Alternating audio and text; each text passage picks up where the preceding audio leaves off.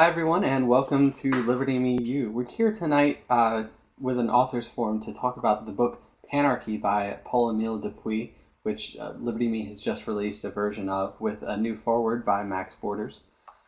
Max, if you're not familiar with him, is the editor of the Freeman magazine and the director of content for the Foundation for Economic Education. He's also the author of Superwealth, Why We Should Stop Worrying About the Gap Between Rich and Poor. And he's a writer and an innovator with a decade of experience in the nonprofit world. And if you weren't keeping up with this, he put together an awesome conference down in Austin, Texas, the Voice and Exit conference, a couple of months ago that I know some of the people in chat I remember were going to. So without further ado, Max Borders. I hope you can hear me okay. It's weird speaking to the void in these kind of situations, but I'm going to do that. And I hope that you'll flag Matt if there's anything that goes on that's a problem or anything like that. I'm looking forward to talking to you today about Panarchy. Paul Emile de Puydt is a Belgian who was writing in the 1800s about some really cutting-edge ideas. And I think he was way ahead of the game. There's a certain pragmatic appeal about his ideas that I want to sort of tease out tonight. But I think from there are certain limitations to the pragmatism of his work. That being said, I think it's a really promising direction for libertarianism as well. So the best place to start in talking about the work of his famous work, Panarchy, is to discuss the idea that politics is basically crap. Politics is acrimonious. It causes us to divide ourselves into tribes. We tend to sort of try to wall ourselves off in our own little groups, and the state of affairs that politics leaves us in is at best a spectator sport. We watch our teams to see how our team performs, and once they get into office, if we're talking about electoral politics, they almost always fail us in terms of our desires at the voting booth. We basically go to the voting booth and we send up our prayers, and they rarely get answered. So what he was onto is another way. And now let me back up from that because, we do know that politics is a game of, we don't tend to think of it, unless we're in this group, we think of it as guns and jails. But most people don't think of it as guns and jails. They think of it as, how do we put it, ballots versus bullets. And so it has always seemed like sort of the democratic republic is a state of affairs that gives us relatively peaceful transfer of power. We get to choose our masters, and we don't have to do it by being conscripted into a warfare situation or whatever.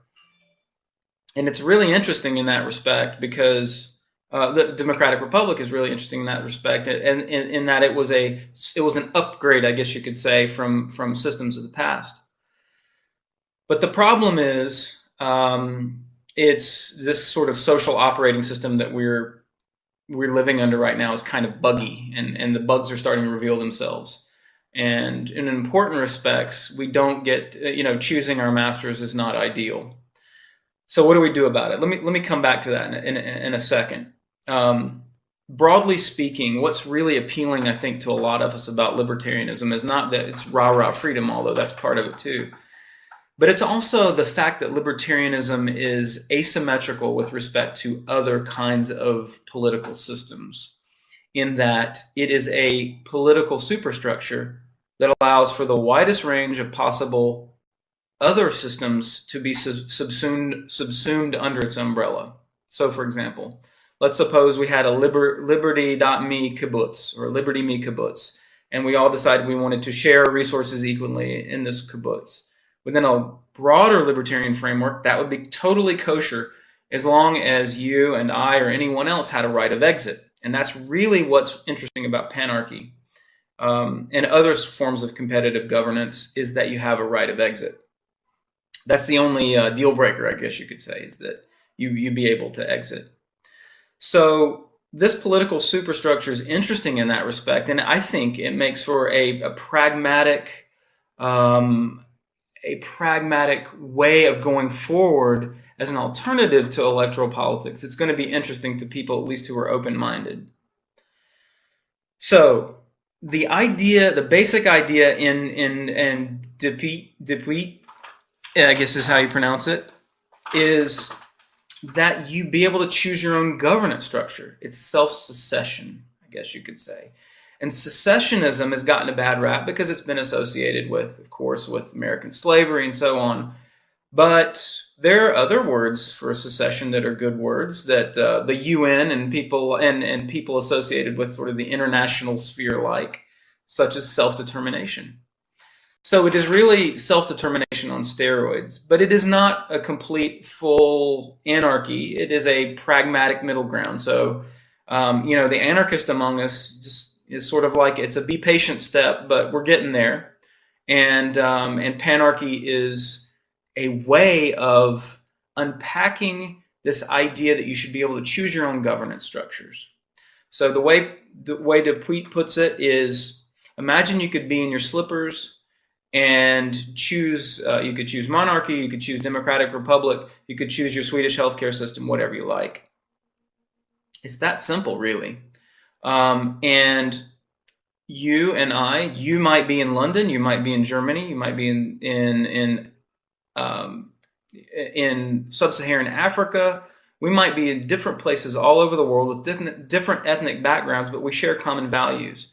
Maybe we share some value that is, we believe that healthcare is quote-unquote a basic right, and all other forms of goods and services are left to the common market, but we think healthcare is a different situation.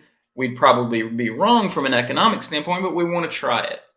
So you and me and some others would get together in our healthcare in a healthcare club, and we would buy into a political platform that, instead of a party that would be engaging in a kind of, I guess you'd call it king of the mountain, or what would you say, a tug of war between groups, we would select our healthcare system. Now, if that healthcare system sucked, we would really get defectors quickly, and other alternative systems would be better. Maybe a Singaporean system with large medical savings accounts would be far better from an economic standpoint, but that would bear out in the actual real-world marketplace. We would discover that, and we would be able to defect. So the next year we'd say, I want out of this bizarre healthcare system, and I want to go into that one. But we are opting into a governance structure of certain sorts, where we would agree to have a certain level of taxation or fees or whatever you want to call it, a certain level of our income or sales taxes and so on be taken out for this purpose, and we would agree to that. So we would be sort of contracting into, it would be the real social contract. I've written an article called The Real Social Contract, from which much of the introduction to this new edition of Panarchy was taken. And the idea here is that you can contract into or join a club with a certain bundle of goods and services, and that's just okay, and that these compete. This makes it a nice subset of libertarianism, broadly speaking, and in many respects a pragmatic middle ground. So the idea here is migration, or the right of exit, is important. You want to be able to get out of a situation that stinks. So currently we have Burger King that is trying to get out of the United States. Not United States, they've bought Tim Hortons. I don't know if it's for tax reasons or not, but suppose it is. United States has the highest rate of marginal corporate taxation in the world, and therefore a lot of companies are migrating to other countries with more favorable tax climates. That's perfectly reasonable from the standpoint of a company that's trying to maximize profits for both shareholders and keep prices low for customers. Of course, people who love taxes and love to gobble them up for their own utopian projects don't like it, and of course that's why we're hearing a lot of the whinging that we are, and of course the nativists who want to see Burger King stay a good old Merck and Company. But there the idea is that people will, when they have an opportunity to get a better situation for themselves, will migrate. And what Panarchy suggests is that this need not be tied so much to territory. So I would put it like this to someone who is a statist. Say, if you're in your county and there's something that you don't like, it doesn't matter what it is. It could be someone like where I'm from in Austin, here in Austin, Texas, who has decided they like all the light rail projects, they like all of these wonderful boondoggles in town, but they're not willing to pay for them with higher rates of taxation. They're going to be willing, like some of the folks here, as progressive as they may say they are, willing to migrate. So they migrate to another county, a county that perhaps doesn't have the glorious benefits of 18th century technology such as light rail. And so they don't have to pay the higher levels of taxation. So when we think about jurisdictions being tied to territory in specific ways, we look at the wonderful benefits of technology around us, and this is where we build the idea of sort of techno-optimism onto the older ideas of de Puydt, and we say, hey, look, we've got opportunities to create panarchic structures that are independent of territory. It would be easy, as I say, to join a club that includes people from Libya, from Canada, from the United States, from Mexico, and so on, all of whom share a common interest in a certain kind of governance structure because they believe that will benefit them and their family, defectors notwithstanding. So this is really about competitive governance, and technology as such really makes us able to defect more easily. It lowers the cost of exit. Now, Leviathan, of course, is going to raise the cost of exit at the same time, so we have to figure out ways to hack systems to find our own governance structures and operate in parallel with the Leviathan state. But I'll get back to that in just a moment. This is where I think the question. Now, let me quote for just a moment from Panarchy. He says, he's asked by his interlocutor. He says, how are you going to put this into practice, may I ask? And he answers, this is precisely my strong point. Do you know how a civil registry office works? It is just a matter of making a new application of this. In each community, a new office is opened, a bureau of political membership. Now, don't be afraid by the idea of a bureau. He's saying that there's some sort of civil administration of this larger panarchic scheme where people can join their own political groups and constituencies and live under the auspices they choose. It says, this office would send every responsible citizen a declaration form to fill in, just as for an income tax or dog registration. Okay, so I don't have much of a problem with the fact that some sort of civil administration would be the steward of this system, except we know how corruptible they are. I think the wider problem that he doesn't face in this piece is what that his contemporary, I think, Bastiat would have said, which is the desire for people to be, how should we say, plunderers using the state. And so the problem of special interest, which we now call, in contemporary language, public choice economics.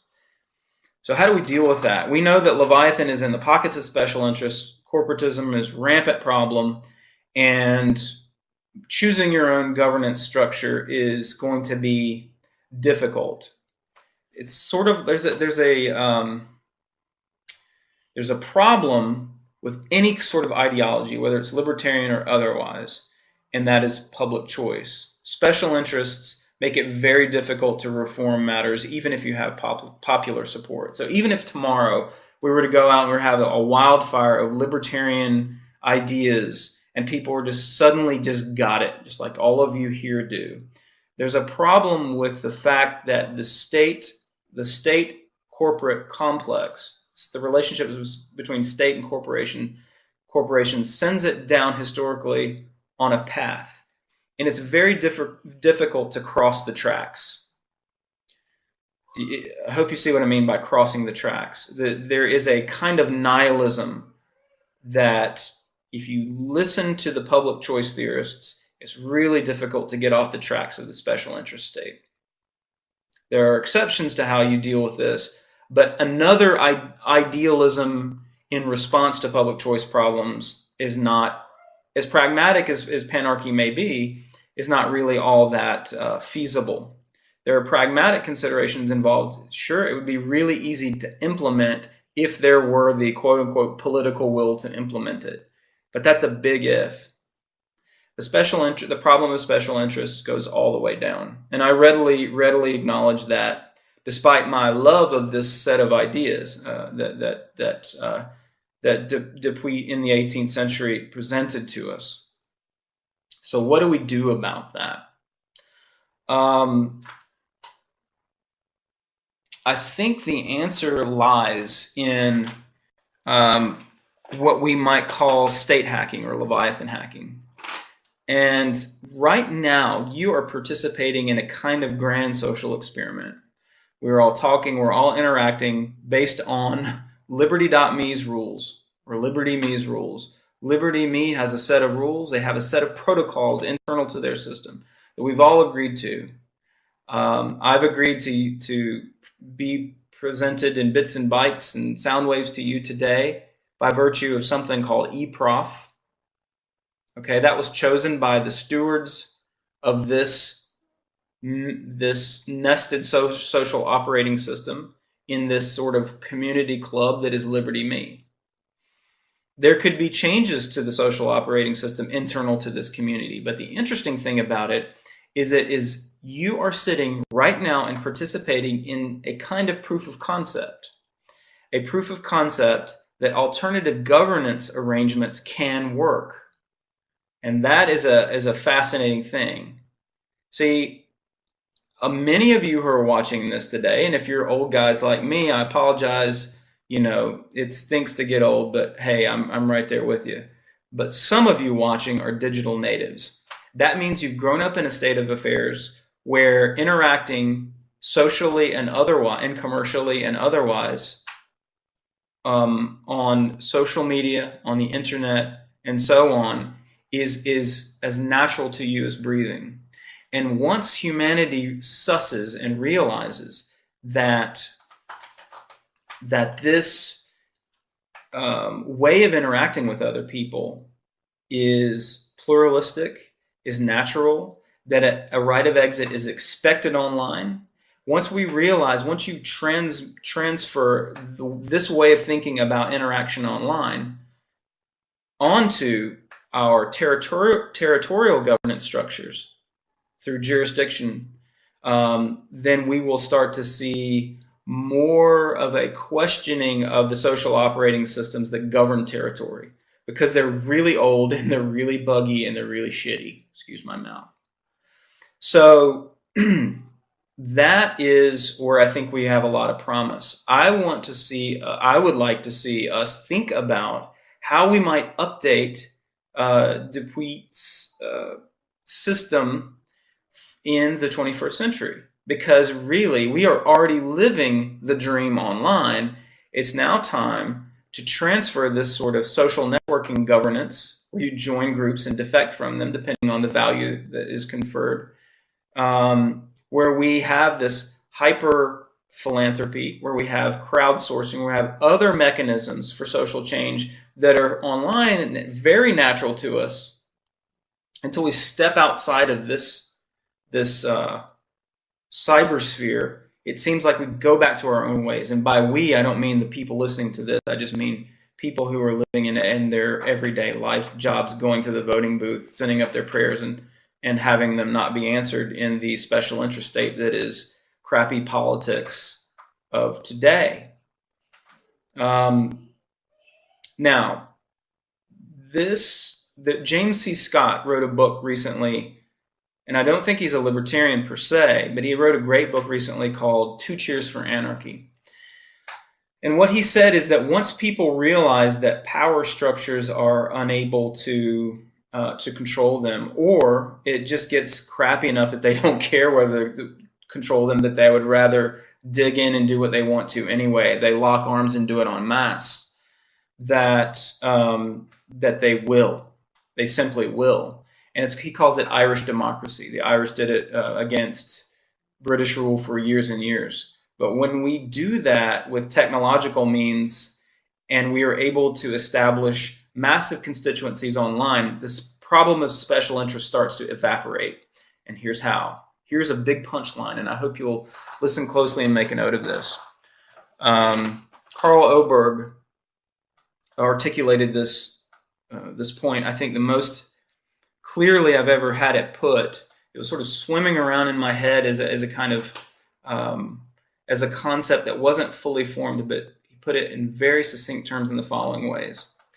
Mansur Olson, you may be aware, gave us the idea of concentrated benefits and dispersed costs. Now, this is a fancy way of saying that special interests have a specific interest in mind with certain legislation or some certain law, and so they're going to be the squeaky wheels in Washington. They're going to be willing to engage in a kind of auction for political power. Whereas average voters, the costs of understanding any given subject for us, like mohair subsidies or whether or not a certain tank is used by the military or not, all these expenditures, all of these laws, most people don't know much about them. Even the big headline things like Obamacare, people didn't know what was in it, and we had to pass it to find out what was in it, right? So what Mansur Olson said was, by virtue of this process of concentrated benefits, dispersed costs, where the cost of any given legislation is dispersed onto us, that the special interest state was going to stick around a long time and give us crappy governance. And Mansur Olson was right. He was absolutely right. Gordon and Tulloch were also right about the problems of special interests. Here's the thing. Technology networks people in interesting ways. It inverts that process to such a degree that now we're seeing interesting things happen. Okay? And this is making something like what Paul Emile de Puydt, what he envisioned, much more interesting to us. And that is the following. When you network people, you get a situation where the state of affairs is such that costs are concentrated and benefits are dispersed. And that means we have tech-enabled Irish democracy at our fingertips. If we see the benefits of decentralization, we will seize it. It will become almost not a conscious process, but an evolutionary process. It will become a kind of flipping over. Just as the special interest process where power and money accrete together around nations' capitals, now that we're networking with each other and there are benefits to networking, we're seeing this process being inverted. That's not to say that the state isn't going to fight tooth and nail to keep it from happening. It's not to say that they're not going to that the agents of the state are not going to become more violent and more threatening to try to keep it from happening. But Irish democracy, as James C. Scott described it, and as people who use parallel governance structures online are describing it, I believe, I hope anyway, is going to invert that process to such a great degree. You can see in 50 Ways to Leave Leviathan, Jeff Tucker and I wrote about some of these means. Lyft, Uber, Airbnb, Bitcoin, you name it. They're all over. Examples are all over the place, and they're babies. They're less than 5 years old. Once people cotton on to this structure, that there's actual benefit in networking technologies that bring people together for benefits that allow you to answer the problem of special interests, I don't think there really will be any going back. It'd have to get really, really authoritarian indeed for the process to reverse. Now, I may be kidding myself. I don't know, but I think that gives us lots of hope. Now, going quickly back to let's see. Let's go quickly back to the question of whether this works all the way down and gets us to anarchy? The answer is I don't know. But I don't think so. This is what I would call a step towards asymptotic anarchy. Let's go as far as we can go towards anarchy, and pragmatically realizing the problem of special interest, realizing the problem of political and corporate power, and go as far as we can, because human flourishing depends on it. It's not a question of whether one is ideal or minarchism or anarchism. Who cares? Panarchy is, to my mind, a way of showing people that if you think it's okay to be able to move to Podunk, from Podunk County to Jackson County in order to not have to pay taxes for light rail, or in order to be able to enjoy the benefits of that jurisdiction, that once you accept that that's okay, then it's a very short step to being able to say, well, why can't I be able to leave this jurisdiction and this set of governance structure, this social operating system, and go to another social operating system if that social operating system is able to work free of territory? And it's very clear, at least to me and to people here, I imagine, that certain kinds of governance structures are easily administered free of territory.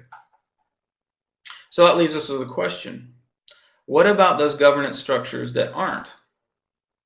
Maybe there are some kinds of governance structures that really are attached to territory, and we need to have them tied to neighborhoods or counties or even whole countries. I think the interim solution to that problem, and I don't necessarily think this is the case, but if we were to accept what the Catholics created as an institutional rule many hundreds of years ago, a principle of subsidiarity, which is what we call federalism, then we'll be okay. If we take anything that is not a non-territorial good or service, then that would be subject to de Puyt's panarchy. If we were to take truly, let's say there are truly territorial goods. I'm not saying there are, but let us grant to the status that there are truly territorial goods. Then the best way to deal with those goods must certainly be hyperlocalization. That is a principle of subsidiarity, which says the following: every task in territorial goods or services should be carried out at the most local feasible level. So if our street is trying to overcome some sort of collective action problem and wants to put up lights, then it's a street level thing. If there is some sort of environmental problem that crosses jurisdictions but doesn't go much further, then it should be handled locally. Perhaps it could be a province of the common law, where the common law holds sway in a certain area, but we all respect the common law, and it is allowed to evolve within a jurisdiction. But that the jurisdictions are small, they would be sort of Jefferson's, what did he call them, tiny republics, or in any case, Jefferson had a term for it. It fails me right now. But this idea of, if you, and the anarchists could come along and say, you don't need this, you privatize everything, and you get structures like malls and homeowners associations and tolled freeways and so on. Fine, whatever you can come up with, if you can overturn the territorial governance structures that's highly localized, which would be super big improvement over what we have now, then fine, that's great. I would certainly follow that asymptotically towards anarchy. But if not, we would have a state of affairs that's so much better than what we have now, and everything else would be panarchy. We would choose our governance structures. And this, of course, would be no different from what is allowed under any broad conception of libertarianism. So I hope that this has been an interesting and updated set of ideas from the 18th century. And ward republics, I see. Yes, BK Marcus, thank you very much. Similar to Switzerland. Yes, indeed, Matt, thank you very much. Switzerland's cantons are very similar to what I mean. And the cantons are more powerful than the federal government, and that is as it should be. So I'd like to open it up to questions right now. Please hold your tomatoes to the end of the set, but otherwise, questions fire away.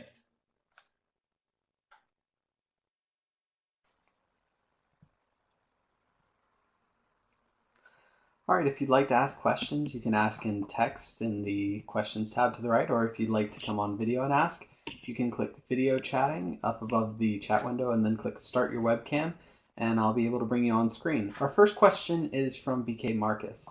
He says, you clearly see great potential in digital networking. How do you feel about seasteading? Oh, yeah, thanks for asking. I think seasteading is what you might call a version of de facto rather than de jure panarchy. So competitive governance can be realized in a lot of different ways. The assumption with de Puydt in the 1800s, or sorry, in the 18th century, I can't remember which year. I think it was the 1800s. It was 19th century. In any case, his assumption was that it would be realized eventually through political means, so that you would have this agreement within the structure that we have now, essentially, or whatever structure he was living under, which was, sort of probably Belgian monarchy. I don't think he was living in a liberal regime at the time, but he was aware of liberal regimes around him. And the idea that we would realize this through structures that are current structures of a special interest state is probably not terribly realistic. However, if you look at it as that would be the de jure form. Internally, everybody, popular vote decides that we're going to adopt this structure, maybe through constitutional amendment or something. Not going to happen. However, seasteading, well, I don't want to say not going to happen. Let me come back to that in a minute. Seasteading, though, says we're going to do it in a de facto way, which means that we're going to go out on the sea, we're going to establish our own city-states, or they're going to have their own governance structures. We're going to modularize in such a way that if we don't like the governance structures, we simply will exercise the right of exit, and we're going to float our boats away and cluster with other people with whom we share common values. So this is de facto versus de jure arising from within the law. However, startup cities, or what used to be known as free cities, that Zachary Caceres is working on, people, and Michael Strong, and people like that in Honduras, that is a de jure form. They are working on, they're not perfect libertopias, but they are working on liberal city-states within the larger framework, federal framework of Honduras. Nobody knows if they're going to win yet, if they're going to work, but they're working on them. So both forms are possible, these de facto and de jure forms, where you just go out on the sea or go to frickin', what's his name, flies us to the moon, and we start moon colonies and live the moon as a harsh mistress kind of state of affairs, and suddenly we just establish our own rule sets. That might be one direction. Seasteading might be one direction. But there are also, the Chinese over the past years have established special economic zones, or SEZs, that have been very successful in certain respects in terms of the liberalization of their economy. They're not perfect, they're not libertopia, but they're something. So these happen in both ways, and I think you could make a continuum. Here, let me get my fingers in there. A continuum between happens through law and happens through some sort of Irish democracy, right? Which is you just frickin' do it. And seasteading would be closer to this end. And Honduran ZEDS, ZEDES, which is an acronym, Spanish acronym for these special economic zones, would be on this end. I hope that answered your question. That was kind of a whole bunch of thoughts, but I hope it answered your question, BK. Adam Knott asks, Max, when are you going to host a Panarchy symposium at Phi? Oh man, I would love to. And I didn't realize Adam Knott was on here. He's actually probably should have given this. He's in my mind, one of the foremost experts on this subject, and I hope I did him proud tonight. I certainly would love to. This is the kind of wonky stuff I love to do. We have in our mission an age demographic issue where we try to reach out to the to newcomers to liberty. So the extent to which I can talk about kind of wonky crap like this and excite young people, then I can get away with it. Otherwise, we got to talk about stuff like, just making sure people understand opportunity cost, comparative advantage, and what seasteading actually is versus this kind of stuff. But maybe I'm wrong in thinking that this isn't exciting. I tried to frame it in a couple of talks I've done as imagining what our world would look like if our governance structures looked more like the apps on an iPad than a 2-app phone with a red app and a blue app. People love that metaphor because they immediately grok it. Good question, Adam. I really hope to do it. Send a bunch of letters to the higher ups at FEE and emails. Maybe they'll let me do it. I appreciate your use of the word grok. It's very fitting to use a Heinlein created word in this particular discussion. I was just thinking another essay on this subject that I wanted to plug because it's one of the ones that really got me plugged into the idea when I was getting serious about liberty is Roderick Long's Virtual Cantons. It really kind of introduced the idea of aterritorial panarchy to me a few years back. I'll link that in chat here. But yeah, awesome. I want to pull that up myself. Do you foresee any problems, particularly with the startup cities approach? Sure. Oh, there's all kinds of problems that could happen. As with any approach. I mean, seasteading too. Seasteading too, I said, is more of an Irish democracy kind of phenomenon where you make it happen. You hack Leviathan, you go out and do it on your own. But they're living in international law.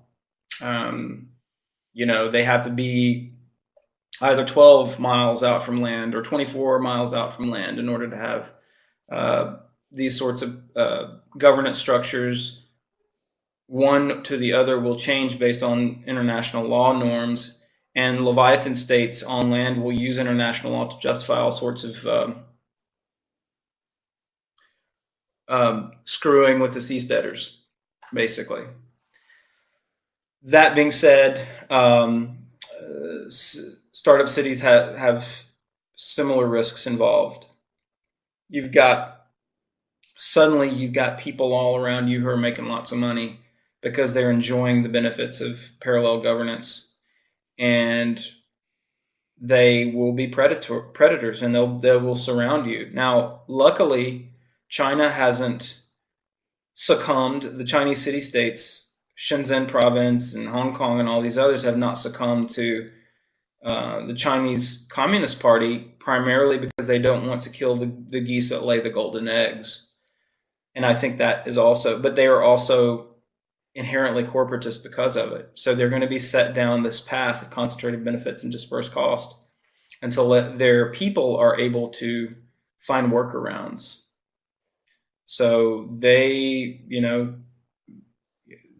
as wonderful as it is that they started to liberalize circa 1980 was the beginning of the agricultural reforms.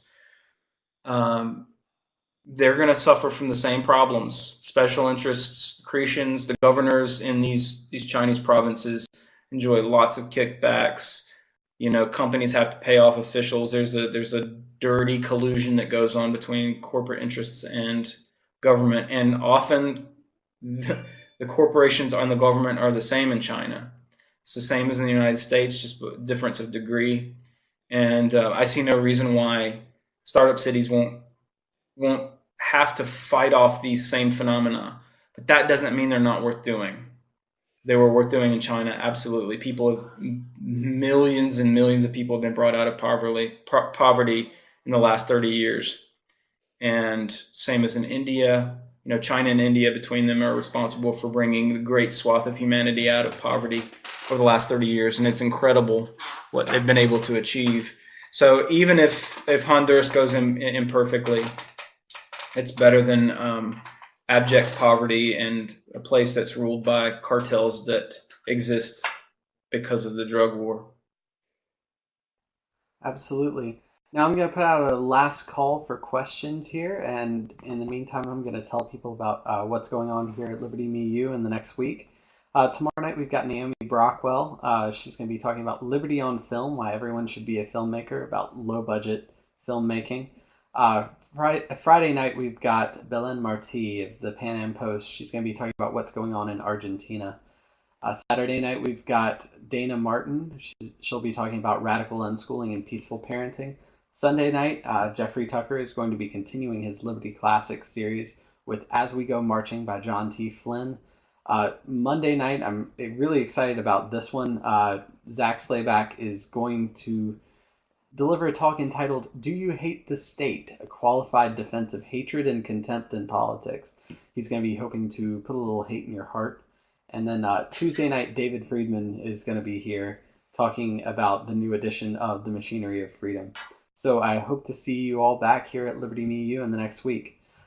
Matthew asks, funny how politically and economically incestuous statist societies are. Can bottom-up panarchist initiatives get around this? Yes, absolutely. And if we don't believe it, it'll never happen. We've got to be relentlessly optimistic. We've got to die trying. We've got to adopt whatever technological means we can. We've got to be techno-agorists. We've got to be creative, entrepreneurial in the face of the state. And yes, I believe it can happen. Because once we lock arms, once we show people the benefits of collaboration, cooperation online, there will be no turning back. The state will be obsolete. I'm going to come out with actually 2 pieces next week that are a bit of a departure from the regular libertarian fare that I just wanted to share with the world, and I didn't know what to do with it, and I decided just to publish it with Fee because I can. And I sort of set out this optimistic vision in that it's not particularly a how-to manual for doing this, but it's more an inspirational and showing that I think that there's a sense of inevitability to this, that this process of decentralization, that hopefully we will live to see something like panarchy, or at least the dissolution of hierarchical nation-state structures in our time. No promises. I'm not a soothsayer, but we all have to live the self-fulfilling prophecy, and we're doing it right now, being here, interacting with each other in positive ways. This is the start of it. I truly believe that. Well, we'll be looking forward to that. And thank you so much for joining us tonight. Thanks, everyone, for coming. Hope everyone has a great night. Definitely check out our new edition of Panarchy in the library at Liberty Me. I'll link that again in chat in just a minute here. And thanks so much again. Have a great night. Thanks for coming, Max. Thank you, guys. I had a blast. I hope to have you back. Take care. So the best place to start in talking about the work of his famous work, Panarchy, is to discuss the idea that politics is basically crap. Politics is acrimonious. It causes us to divide ourselves into tribes. We tend to sort of try to wall ourselves off in our own little groups, and the state of affairs that politics leaves us in is at best a spectator sport. We watch our teams to see how our team performs, and once they get into office, if we're talking about electoral politics, they almost always fail us in terms of our desires at the voting booth. We basically go to the voting booth and we send up our prayers. Remember, we're going to, so without further ado, Max Borders. I hope you can hear me okay. It's weird speaking to the void in these kind of situations, but I'm going to do that. And I hope that you'll flag Matt if there's anything that goes on that's a problem or anything like that. I'm looking forward to talking to you today about Panarchy. Paul Emile de Puydt is a Belgian who was writing in the 1800s about some really cutting-edge ideas, and I think he was way ahead of the game. There's a certain pragmatic appeal about his ideas that I want to sort of tease out tonight, but I think there are certain limitations to the pragmatism of his work. That being said, I think it's a really promising direction for libertarianism as well. But the problem is, it's this sort of social operating system that we're living under right now is kind of buggy, and the bugs are starting to reveal themselves. And in important respects, we don't get, choosing our masters is not ideal. So what do we do about it? Let me come back to that in a second. Broadly speaking, what's really appealing, I think, to a lot of us about libertarianism is not that it's rah-rah freedom, although that's part of it too. But it's also the fact that libertarianism is asymmetrical with respect to other kinds of political systems, in that it is a political superstructure that allows for the widest range of possible other systems to be subsumed under its umbrella.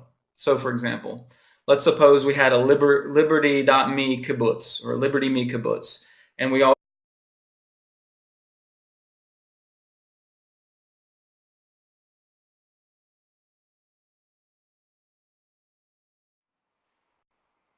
Hi, everyone, and welcome to Liberty Me You. We're here tonight with an author's forum to talk about the book Panarchy by Paul Emile de Puydt, which Liberty Me has just released a version of with a new foreword by Max Borders. Max, if you're not familiar with him, is the editor of the Freeman magazine and the director of content for the Foundation for Economic Education. He's also the author of Superwealth, Why We Should Stop Worrying About the Gap Between Rich and Poor. And he's a writer and an innovator with a decade of experience in the nonprofit world. And if you weren't keeping up with this, he put together an awesome conference down in Austin, Texas, the Voice and Exit conference, a couple of months ago, that I know some of the people in chat. And they rarely get answered. So what he was onto is another way. And now let me back up from that. Because, we do know that politics is a game of, we don't tend to think of it, unless we're in this group, we think of it as guns and jails, but most people don't think of it as guns and jails. They think of it as, how do we put it, ballots versus bullets. And so it has always seemed like sort of the democratic republic is a state of affairs that gives us relatively peaceful transfer of power. We get to choose our masters, and we don't have to do it by being conscripted into a warfare situation or whatever. And it's really interesting in that respect, because the Democratic Republic is really interesting in that respect, and in that it was an upgrade, I guess you could say, from systems of the past.